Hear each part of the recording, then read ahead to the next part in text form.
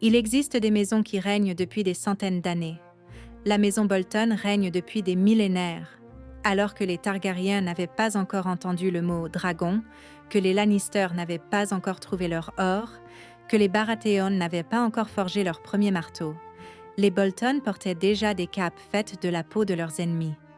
Et pas seulement de la peau de leurs ennemis en général.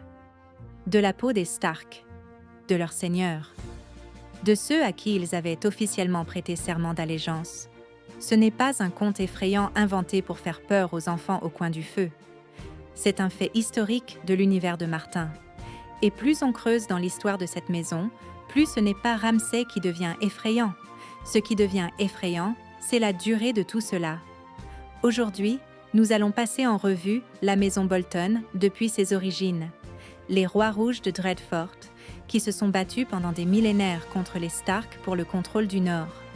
La pratique de l'écorchement, interdite, mais jamais éradiquée. Roose Bolton, le seigneur le plus froid et le plus dangereux de l'histoire de Westeros. Et Ramsay, qui incarne l'aboutissement de tout ce qu'a été cette maison au cours des millénaires. C'est parti. Avant de parler de personnes et d'événements précis, il faut comprendre une chose. L'ADN de la maison des Bolton, ce trait unique qui traverse toute leur histoire comme un fil rouge. Et ce trait, ce n'est pas la cruauté. La cruauté est un outil, pas l'essence même. L'essence des Bolton réside dans ce qui suit. Ils sont convaincus que la peur est plus fiable que l'amour et qu'un homme nu peut cacher quelque chose, mais qu'une peau écorchée ne cache rien. Il y a une phrase que Roose Bolton répète à plusieurs reprises dans ses livres. Elle se transmet de seigneur en seigneur à travers les générations, telle une devise au sein d'une devise. La devise officielle de la maison est « Nos lames sont acérées ». Mais le mantra officieux sonne autrement. Un homme nu garde peu de secrets. Un homme écorché n'en garde aucun. Ce n'est pas simplement une justification de la torture, c'est une philosophie. Les Bolton croyaient que le contrôle du corps équivaut au contrôle de l'homme et que le contrôle de l'homme équivaut au pouvoir. Tout le reste, l'honneur, les traités, les serments, les alliances, n'est que de la poudre aux yeux pour ceux qui ne sont pas assez intelligents pour discerner les véritables leviers du pouvoir. C'est sur ce fondement que repose toute la maison. Les armoiries reflètent cette philosophie. Un homme écorché, rouge vif, sur un fond rose pâle parsemé de taches de sang. Dans les livres, les couleurs ont été délibérément choisies ainsi. Le fond rose représente la couleur de la chair nue sous la peau. Ni noir ni sombre, comme dans la série où les Bolton ont été transformés en méchants stéréotypés, mais précisément cette teinte rose chair maladive. Martin fait de leur emblème un détail anatomique, comme si, pour cette maison, le monde entier était ce que l'on voit sous la peau, et non la surface. Et cette philosophie s'est révélée incroyablement tenace. Les Bolton ont existé pendant des millénaires. Ils ont essuyé des défaites. Ils se sont révoltés à nouveau. Ils ont à nouveau courbé les chines. Ils ont attendu encore. Ils n'ont pas connu de victoire durable. Mais ils savaient une chose avec certitude. La peur retient les gens mieux que l'or. C'est ce qu'on leur avait enseigné dès l'époque des héros. Et c'est ce qu'ils ont suivi jusqu'à la fin. Partons maintenant à la découverte de l'histoire de cette maison depuis ses origines. Car la logique que vous allez découvrir explique tout. 8000 ans. C'est à cela que remonte l'histoire des Stark. Mais les Bolton sont là depuis le tout début. Depuis toujours. Les rois rouges de Dreadfort et les rois de l'hiver de Winterfell. 2 maisons. Un seul Nord. Et des visions incompatibles sur la manière de gouverner ce Nord. Avant que le Nord ne soit unifié, il était divisé en dizaines de petits royaumes. Les Stark contrôlèrent l'Ouest, les Bolton l'Est, de la dernière rivière et du Couteau Blanc jusqu'aux collines des Moutons au sud. C'est un territoire immense. Dreadfort se dresse sur la rive nord de la rivière des Larmes et son nom à lui seul en dit long. Les Larmes. Ce n'est pas un détail géographique pittoresque, c'est une description de ce qui s'est passé ici. Les rois rouges n'étaient pas simplement cruels, ils étaient systématiquement cruels. Certains portaient des capes faites de peau de Stark. Ce n'est pas une métaphore, mais un fait historique concret de cet univers. Roi 2 et Roi 4, 2 des Rois Rouges, ont pris d'assaut et incendié Winterfell à 2 reprises. Imaginez un peu, ce château, avec ses sources chaudes souterraines, que les Stark considéraient comme imprenables, a brûlé 2 fois. Les Bolton ont atteint le cœur du Nord, puis ils sont repartis. Et ils sont revenus. La guerre entre les Rois Rouges et les Rois de l'Hiver n'a pas duré des décennies, elle a duré des millénaires. L'une des phrases les plus souvent citées dans ce contexte rapporte les paroles d'un descendant de la lignée « Nous avons combattu depuis la longue nuit jusqu'à l'arrivée des Andals ». La longue nuit est un événement mythique qui s'est produit il y a 1000 ans. Les Andals sont arrivés il y a environ 6000 ans selon la chronologie de l'univers. Il s'agit donc d'une guerre qui a duré des milliers d'années sans interruption, avec des succès variables, des prises de Winterfell et des châteaux incendiés, des peaux écorchées et des sièges hivernaux. Qu'est-ce qui a mis fin à cette guerre? Une menace venue de l'extérieur. Lorsque les navires Andals ont commencé à apparaître au large des côtes de Westeros, le dernier roi rouge, Rogar le chasseur, s'est agenouillé devant les Stark. Non pas parce qu'ils avaient remporté une victoire définitive, mais parce que les 2 maisons se sont retrouvées face à une menace commune. Les Bolton et les Stark ont repoussé côte à côte l'invasion d'Argos 7 étoiles lors de la bataille de la mer des Larmes. Une fois la menace écartée, le pacte est resté en vigueur. Formellement. Car les Bolton n'ont jamais fait disparaître leur vieille haine. Ils l'ont conservée. Les conditions de la capitulation étaient sévères. Les Bolton devaient renoncer à la pratique de l'écorchement. Officiellement. Publiquement. Et, selon toute vraisemblance, c'est précisément à partir de ce moment-là qu'ils se mirent à le faire en secret. Selon la rumeur, Dreadfort aurait conservé pendant des centaines d'années, dans une pièce spéciale, les peaux de ses ennemis, dont celles de plusieurs Stark.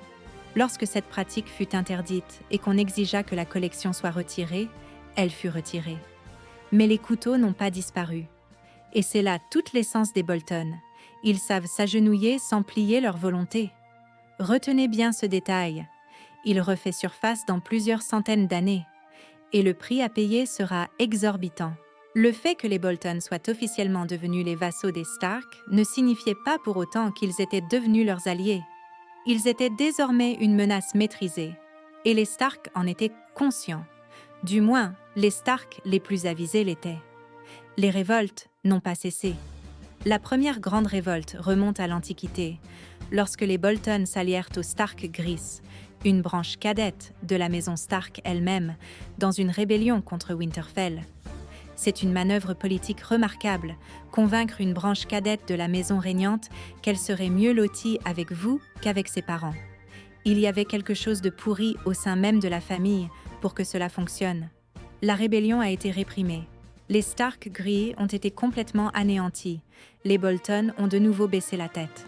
Il est important de comprendre pourquoi les Bolton ont survécu là où les Stark Gris ont échoué. L'explication est simple et désagréable. Les Stark Gris n'étaient que le prolongement des Stark. Si on les éliminait, rien de vital ne s'effondrerait. Les Bolton contrôlaient la moitié de l'est du nord. Leurs terres s'étendaient de la rivière de l'Extrême jusqu'au Couteau Blanc. Sans les Bolton, les Stark auraient dû faire face à un vide du pouvoir dans une région immense et hostile. Il y avait là des châteaux, des vassaux, des routes commerciales. Les Bolton se sont avérés être des instruments trop précieux pour être brisés et trop dangereux pour être laissés de côté. Ce ne fut pas la dernière fois. Des siècles s'écoulèrent. Les Bolton brandirent à nouveau leur bannière contre les Stark. Cette fois-ci, sans alliés. Arlon Stark assiégea Dreadfort. Le siège dura 2 ans. Pendant 2 ans, les Bolton restèrent retranchés derrière leurs murs de pierre, avec toutes leurs provisions, prêts à mourir plutôt que d'ouvrir les portes. Finalement, ils finirent par se rendre, affamés, et ils s'agenouillèrent à nouveau. Et une fois encore, on leur fit grâce. Ce fut la dernière guerre ouverte. Après cela, les Bolton ont retenu la leçon. Il ne faut pas brandir de bannière. Il ne faut pas proclamer la rébellion. Il suffit d'attendre et de faire son travail en silence, comme un couteau tranchant qui repose dans son étui. Il ne tue pas de lui-même, mais il est prêt. Voici une question qui, en soi, en dit long sur cette maison. Pourquoi les Stark les ont-ils épargnés tant de fois? Ils ont exterminé les Stark de Grey en une seule rébellion. Les Bolton, eux, ont été pardonnés à maintes reprises. La réponse probable est pragmatique. Les Bolton sont trop puissants, trop profondément enracinés dans la partie orientale du Nord pour être éliminés sans conséquences catastrophiques pour toute la région. Leurs vassaux, leurs châteaux, leur système de contrôle sur un vaste territoire, tout cela s'effondrerait sans ces maîtres. Il est plus facile de les garder sous contrôle que de les anéantir. Et les Bolton le savaient. Cela fait aussi partie de leur philosophie. Sois suffisamment utile pour qu'on ne puisse pas te tuer. Reste suffisamment dangereux pour qu'on ait peur de t'éliminer. Dans Le Trône de Fer, il est fait mention du fait que les Bolton avaient également menacé Winterfell sous le règne du roi Édric Barbeneige. Il s'agit là d'un épisode distinct, d'un conflit isolé, qui ajoute une touche supplémentaire au tableau d'ensemble.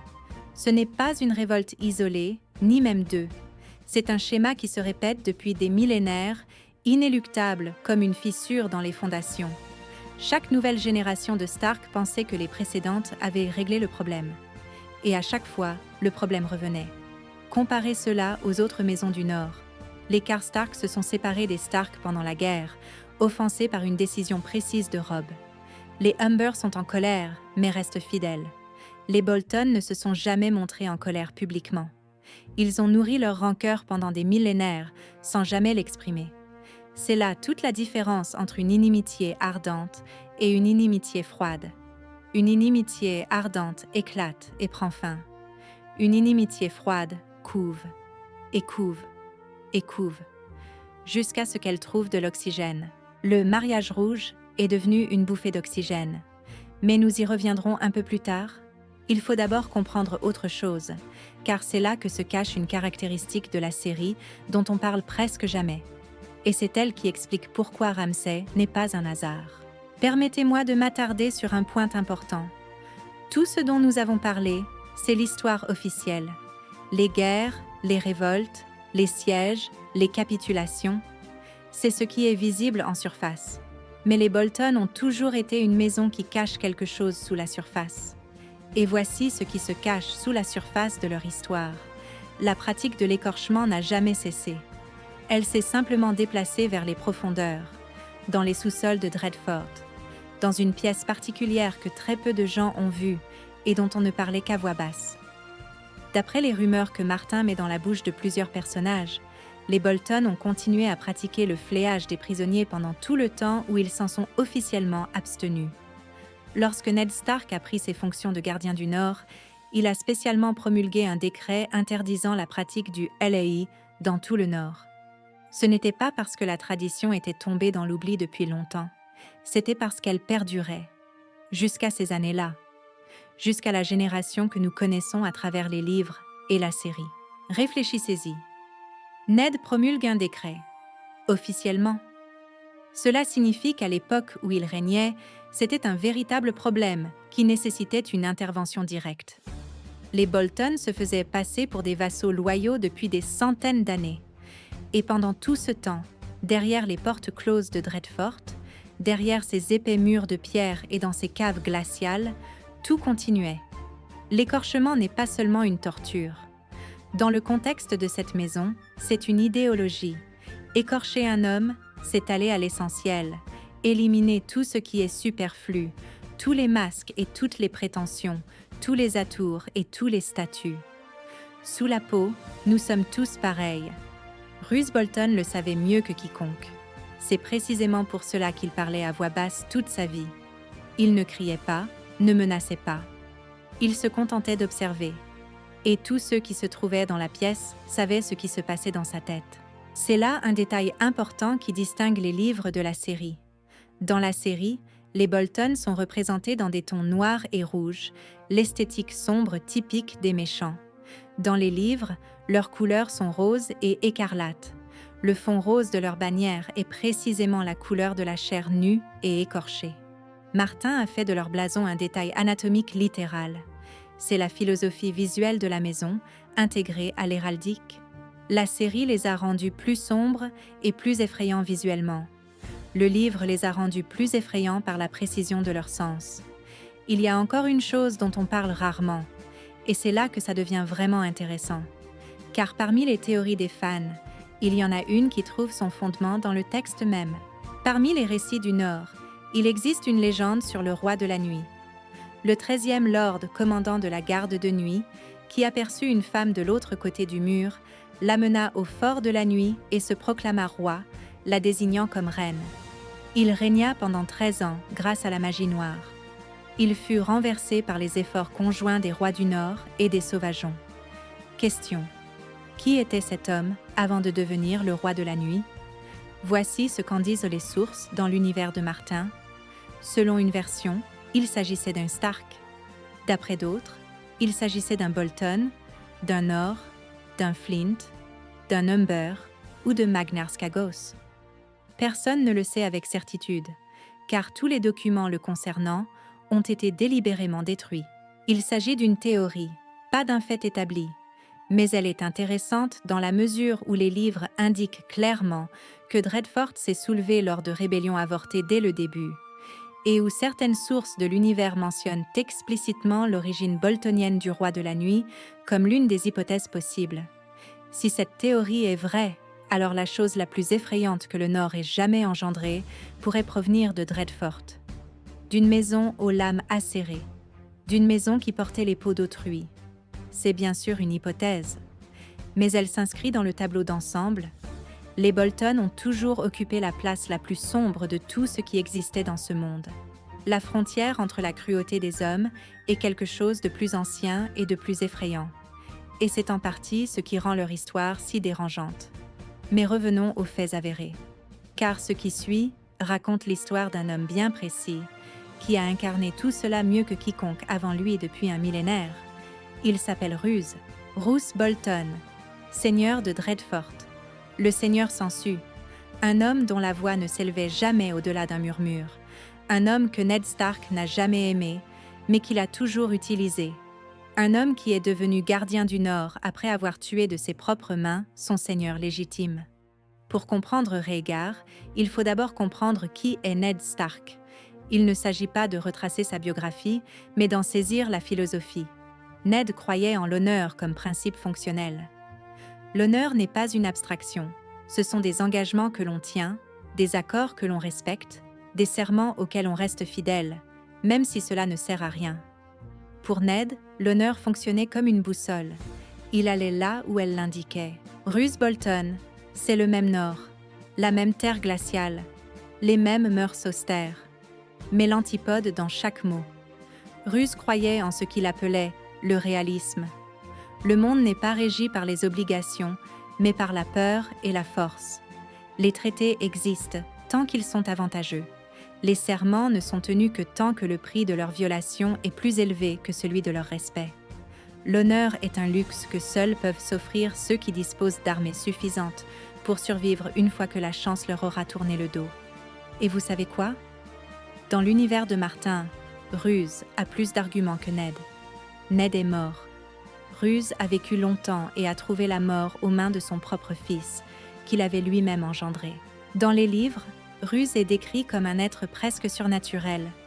Une peau pâle, presque grise, une voix calme, presque inaudible, des yeux incolores, presque transparents. Il ne boit jamais de vin. Il se fait régulièrement saigner à l'aide de sangsues, ce qui lui a valu le surnom de « Seigneur des sangsues ». Dans les livres, on trouve une description où son visage est qualifié de masque gris pâle avec 2 morceaux de glace sale à la place des yeux. Ce n'est déjà presque plus un être humain au sens visuel du terme. C'est quelque chose qui se fait passer pour un être humain assez bien pour que personne ne puisse porter d'accusation concrète. Roose n'élevait jamais la voix sous le coup de la colère. Jamais. Quand quelqu'un l'énervait ou le menaçait, il se contentait de regarder, en silence. Il calculait comment anéantir cette personne, et il le faisait plus tard, au moment opportun, sans aucune émotion. Plusieurs personnages dans les livres décrivent leurs interactions avec lui comme une rencontre avec quelqu'un qui ne possède pas les réactions humaines habituelles. Il ne fait pas semblant d'être calme, il est simplement différent par nature.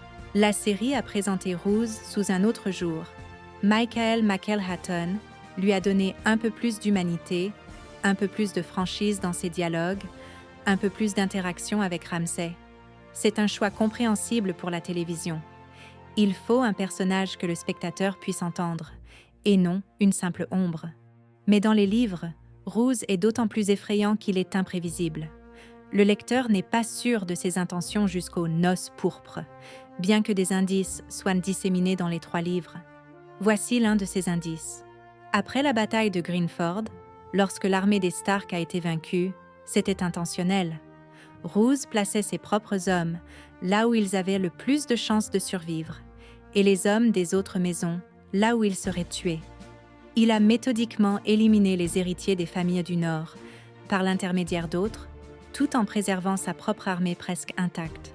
Cela ne saute pas aux yeux au premier abord. On ne s'en rend compte qu'en relisant les 3 premiers livres, en comprenant qui il est réellement. Autre signe, lorsque les compagnons sans peur ont capturé Jaime Lannister, Roose a insisté pour qu'on le remette aux Lannister. Pas pour obtenir une rançon, pour envoyer un signal. Il commençait déjà à changer de camp, sans l'annoncer encore. Jaime est devenu un message adressé à Tywin. Je suis sous son emprise. Je suis prêt à négocier. Nommez votre prix. C'est un jeu politique que Roose menait parallèlement à la guerre, à l'insu de Robb, qui le considérait officiellement comme l'un de ses principaux commandants. Et maintenant, le plus important chez Roose Bolton, ce qui explique tout ce qui est arrivé à la maison. Roose Bolton comprenait quelque chose que ni Ned, ni Robb, ni la plupart des seigneurs de Westeros ne comprenaient. Il comprenait la différence entre le pouvoir en tant que statut et le pouvoir en tant que réalité. Ned Stark était le gardien du Nord. C'était son titre. Son pouvoir réel reposait sur la loyauté de ses vassaux, sur le respect de son honneur, sur un réseau de relations qu'il avait tissé au fil des ans. Enlevez-lui son honneur, et tout l'édifice s'effondre. C'est exactement ce qui s'est passé. Roose Bolton bâtissait son pouvoir autrement. Non pas sur le respect, mais sur la peur. Non pas sur des accords, mais sur l'intérêt. Non pas sur la loyauté, mais sur la dépendance. Lorsque les noces pourpres furent terminées et que Robb Stark mourut de la main de Roose lui-même, celui-ci reçut Dreadfort, le gardien du Nord, et Winterfell. Non pas pour sa loyauté envers les Targaryens ou les Lannister, mais parce qu'on avait besoin de lui. Tywin Lannister ne l'avait pas choisi par amour, parce que Roose disposait d'une armée et parce qu'il était suffisamment impitoyable pour accomplir ce que les autres ne pouvaient se résoudre à faire. Dans les livres, Rhaegar règne sur le Nord aux côtés de Ramsay à Winterfell, sous une pression croissante de toutes parts. Les seigneurs du Nord le détestent. Les Frey le détestent parce qu'il les utilise à ses propres fins. Les Lannister ne lui font pas confiance. Stannis marche sur lui avec son armée. Dans A Dance with Dragons même, on voit que Rhaegar comprend parfaitement que la situation est instable. Il jongle avec plusieurs couteaux à la fois et le fait avec la précision d'un chirurgien. Dans la série, Ramsay est tué par Roose lors de la 6e saison. D'un coup de poignard en pleine poitrine, exactement là où il avait lui-même poignardé Robb lors des noces pourpres. C'est une belle ironie que la série met en avant. Dans les livres, l'histoire de Roose n'est pas terminée. Selon la plupart des théories de la communauté des fans, Stannis remportera la bataille sur la glace et la maison Bolton tombera à ce moment-là. Il s'agit d'une théorie, pas d'un canon. Les vents de l'hiver et le rêve du printemps n'ont pas encore été écrits. Mais voici ce qui est certain. Roose Bolton, malgré toute sa prévoyance, a commis une erreur qu'il n'aurait pas dû commettre. Il a créé Ramsay, pas seulement biologiquement, il l'a élevé, et cela mérite d'être examiné séparément, car l'histoire de Ramsay n'est pas simplement celle d'un monstre. C'est l'histoire d'une maison qui a créé ce monstre de ses propres mains, Ramsay Bolton, le bâtard de Dreadfort, fils légitime d'une union illégitime. Roose avait trouvé sa mère au bord de la rivière des larmes alors qu'elle faisait la lessive. Le meunier, mari de cette femme, n'avait pas demandé l'autorisation de se marier à son seigneur, ce qui était considéré comme une infraction. Roose pendit le meunier à un arbre et abusa de sa femme là même endroit, sous le corps qui se balançait. 1 an plus tard, elle se présenta aux portes de Dreadfort, un nourrisson dans les bras. Rousseau avait l'intention de les tuer tous les deux. Mais il remarqua que l'enfant avait les yeux incolores, presque transparents. Et il les épargna. C'est un détail important que la série a parfaitement mis en évidence. Ramsay a hérité de ses yeux. La seule chose qui le liait à son père, c'était 2 morceaux de glace sale. Et c'est tout. Russe ne lui a pas donné la vie par amour, mais par respect pour l'interdiction de tuer un proche. Par choix rationnel, pourquoi tuer quand on peut utiliser? Réfléchissez-y encore une fois. Dès le premier jour de sa vie, Ramsay a évolué dans un système où sa valeur n'était pas déterminée par l'amour, ni par l'éducation, mais par une coïncidence biologique. On avait besoin de lui parce qu'il avait les bons yeux. Rien de plus. Et Ruse ne lui a jamais caché les circonstances de sa naissance. Lorsque Ramsay, devenu un homme adulte, interrogea son père à ce sujet, celui-ci lui raconta tout calmement, avec un intérêt presque scientifique, comme s'il s'agissait d'un événement qui s'était produit et qui avait eu des conséquences pratiques. Vous savez ce qu'il en est advenu. Ramsay est devenu un être dépourvu de toute retenue, non pas à cause de la folie, ni d'un quelconque défaut inné. Il est devenu l'apogée de tout ce que les Bolton ont incarné pendant des millénaires, mais sans le masque. Les rois rouges écorchèrent les Stark et cachèrent leur peau au plus profond de Dreadfort. Ramsay écorchait les gens en public, lors de chasses, dans des caves, et ne voyait absolument pas l'intérêt de se cacher. Rousseau a dit un jour sans détour à Ramsay « On ne peut gouverner un pays sans la peur, mais la peur n'est pas le seul outil. Il faut aussi donner l'impression de l'ordre. Il faut aussi un masque. » Ramsay a rejeté ce masque, et c'est précisément cela qui a causé sa perte. Pas la cruauté, mais l'absence de calcul politique. La différence entre le Ramsay des livres et celui de la série est ici notable. Dans les livres, Ramsay est d'apparence plus rude, laid, avec des lèvres charnues et une silhouette massive. Dans la série, il est incarné par Ivan Rheon, qui confère au personnage un certain charme absent du texte. Dans les livres, Ramsay est effrayant précisément par son caractère désagréable.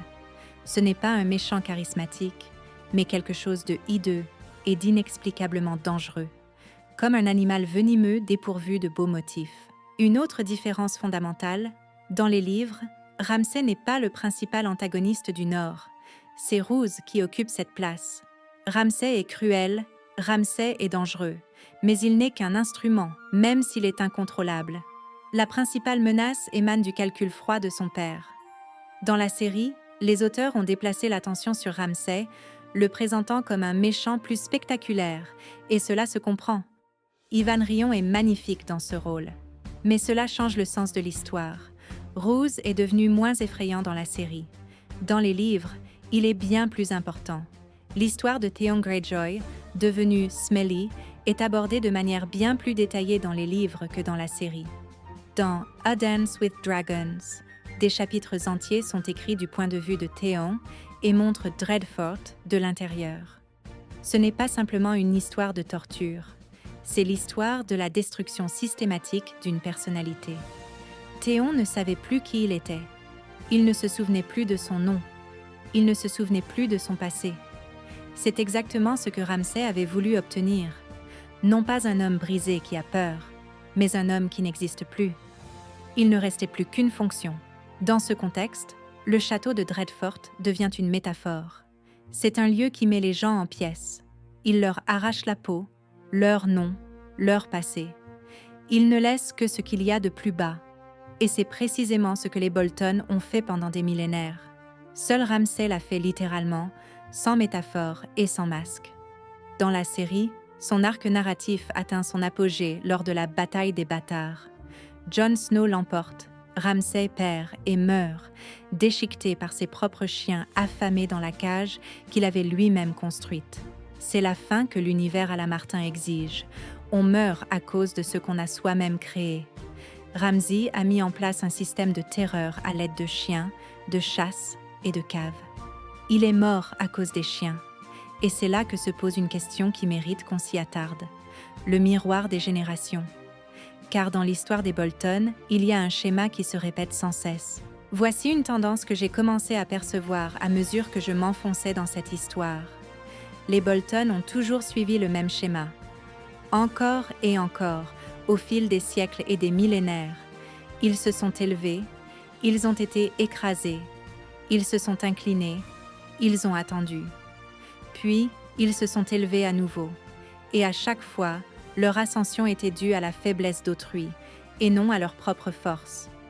Les Bolton ne formaient pas de coalition, ne ralliaient pas d'alliés autour d'une grande idée. Ils attendaient que les Stark s'affaiblissent, que Ned parte pour Port-Réal, que Robb commence à perdre la guerre, que Tyrell Lannister propose le bon prix. Ned Stark et Roose Bolton sont comme un miroir qui se regarde lui-même. Tous deux viennent du Nord, tous deux sont austères, tous deux connaissent le froid et la guerre. Mais Ned fonde son monde sur la conviction que la droiture protège. Roose, quant à lui, fonde le sien sur la conviction que rien ne protège, si ce n'est la force et la peur. Ned a péri en suivant ses principes, Roose a péri en les enfreignant. Il a engendré un héritier sans principe et n'a pas su le contrôler. Ce miroir des générations continue de fonctionner. Regardez Ramsay et Robb. Tous deux sont jeunes au moment où ils prennent leurs décisions cruciales.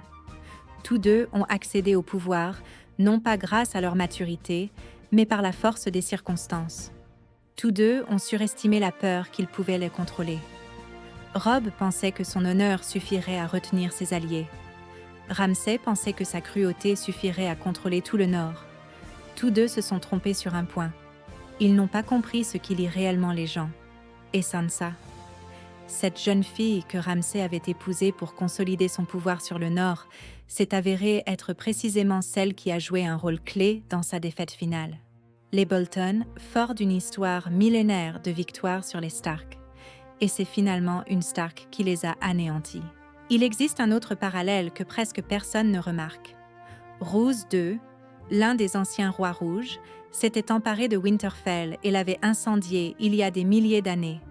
Ramsay s'est emparé de Winterfell et l'a détruit de nos jours. Ce n'est pas une coïncidence.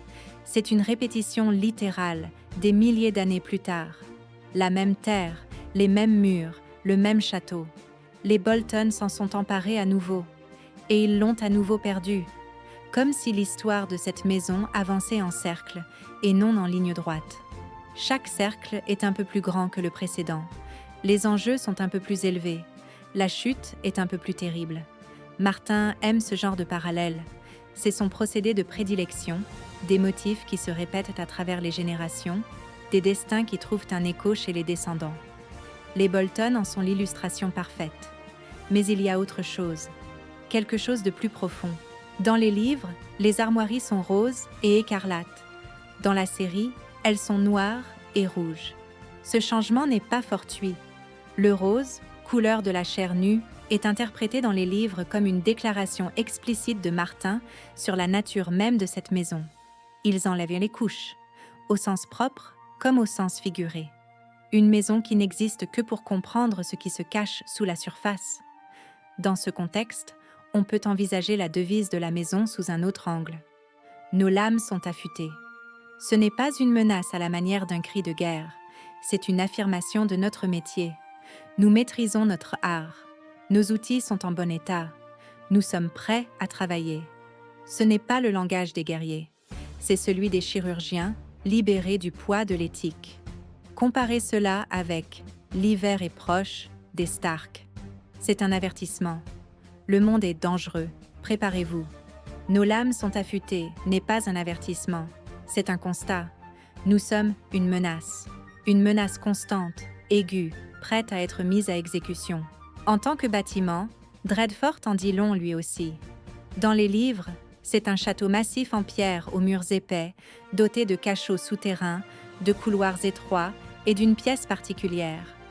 Quand, dans Le Trône de Fer, on y pénètre à travers les yeux de Théon, qui est devenu Smelly, le château apparaît comme un lieu dont on ne ressort pas tel qu'on y est entré.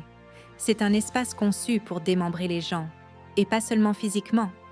Parlons maintenant de ce que Martin n'a pas encore écrit.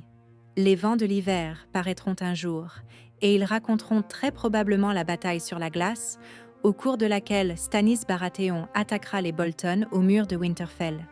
Dans les livres, la fin n'est pas encore écrite, Mais la direction que prend le récit laisse entendre que les Bolton sont retranchés dans un château qui les déteste, dans un pays qui les déteste, avec pour alliés les Frey, que tout le monde déteste également.